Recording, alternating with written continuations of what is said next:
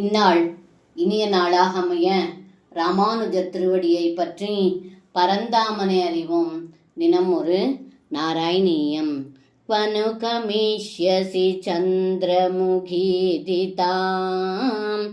சரசமேத்ய கரேன ஹரன்ஷனாத் சமதிரோப்யரதம் த்வமபாக்ருதா புவி ததோ விததோ நினதோ த்விஷாம்.